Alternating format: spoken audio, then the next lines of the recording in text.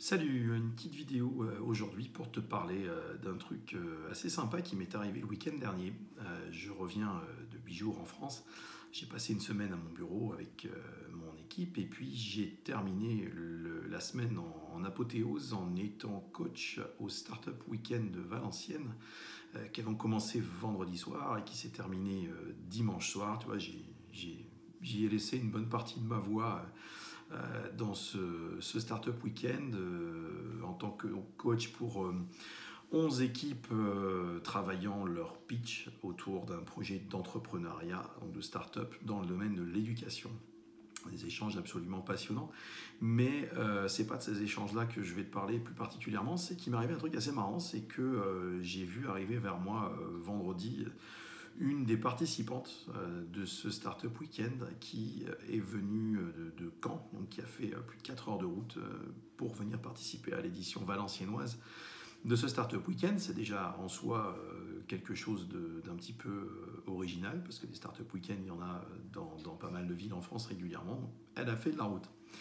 Ce qui m'a bluffé, c'est qu'elle s'est présentée à moi en me demandant donc, si j'étais Nicolas Nolf, le patron d'Atavik. Et quand je lui ai dit oui, elle m'a dit je suis cliente chez vous. Alors c'est déjà sympathique en soi, donc ça m'arrive de temps en temps dans le nord de la France, ça me fait déjà tout drôle quand ça m'arrive, mais en plus de quelqu'un qui est là depuis 4 heures de route, déjà on arrive à quelque chose d'un peu plus rare. Ça m'a touché, ça m'a fait plaisir évidemment, mais ce qui m'a surtout intrigué, c'est quand elle m'a expliqué le lien entre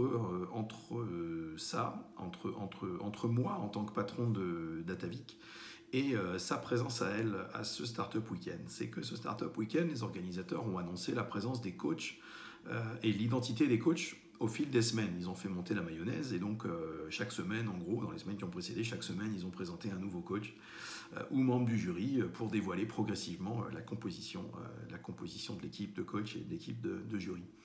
Et donc, cette jeune femme, quand elle a vu passer le slide qui me présentait moi, sur ce slide, il était écrit que j'étais le fondateur d'Atavik, mais que j'étais également blogueur, podcasteur, etc. Et que j'avais lancé donc nicolanolf.com, Boss Autrement.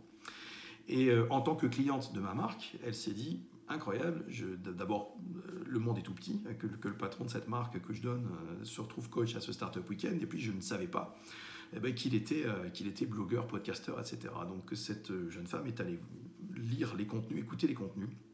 Et donc elle m'a dit, j'ai tout regardé, j'ai écouté plein de trucs et j'ai trouvé ça vraiment super parce que, en fait, ce qui l'a intrigué, Marie, elle s'appelle, ce qui a intrigué Marie, c'est à quel point elle retrouve dans ce que je raconte sur le blog et dans les podcasts, elle retrouve les valeurs de ma marque.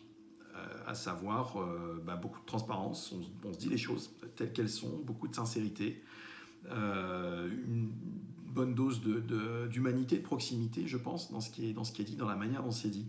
Et ça m'a complètement bluffé, parce que c'est évidemment complètement dans cet esprit-là que je le fais. Je n'ai pas 2 degrés de lecture, je ne suis pas comme ça chez Atavik et complètement autrement quand je suis sur mes articles et sur mes podcasts. Je suis comme ça tout le temps et je suis comme ça, j'allais dire en vrai, avec ma famille, mes amis, mes proches.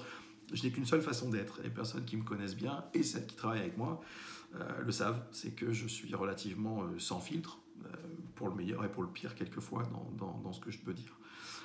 Mais en tout cas, je ne joue pas de rôle. Donc je me suis souvent demandé l'impact que ça pouvait avoir sur des consommateurs de ma marque qui tomberaient sur ce blog et ce podcast, jusqu'à quel point ça les intéresse de voir finalement quelle est la fibre du bonhomme qui se cache derrière la marque, de quoi est-ce qu'il est fait, et est-ce que c'est important pour eux donc, de trouver cette transparence et cette adéquation entre la marque et la personne, ou alors est-ce qu'ils s'en foutent. On pourrait, je pense, se dire que apparemment, il y a pas mal d'années, les gens s'en foutaient un petit peu. Ils réfléchissaient peut-être moins à qui sont les gens derrière les marques qu'ils achètent. Et c'est vrai qu'on parle beaucoup de quête du sens et du fait que les consommateurs veulent consommer d'une manière qui a plus de sens pour eux, et notamment faire des choix de consommateurs qui soient en meilleure adéquation avec leurs valeurs. Et bah, finalement, je suis tout à la fois tourneboulé et validé, si tu veux, dans ma façon de faire par cette anecdote, parce que bah, semble-t-il que bah, il faut continuer à se montrer. Et c'est pas se montrer pour dire venez acheter chez moi, je suis un mec super. C'est juste permettre aux gens de se faire une idée, tout simplement, de ce qu'on est. On a tout à y gagner, je trouve, pour exister face à des marques qui ont peut-être des discours un peu plus corporate, un peu plus business, un peu plus convenus. Donc Marie, je te remercie d'être venue jusqu'à moi pour me le dire. Ça me fait très plaisir et évidemment, bah, vous n'avez pas fini de me voir et de me lire en vidéo, en article, en podcast, parce que manifestement, vous êtes de temps en temps ou régulièrement interpellé par le fait qu'il y a moyen, quand on dirige une entreprise et on est patron d'une marque, il y a tout à fait moyen aussi d'afficher ce qu'on est, d'afficher nos valeurs, d'en parler ouvertement et de jouer carte sur table avec quiconque a envie de s'intéresser à ces cartes. Voilà. Je vous dis à tous à très bientôt dans de prochaines anecdotes et aventures vidéo, podcasts et articles sur nicolanolf.com. Ciao.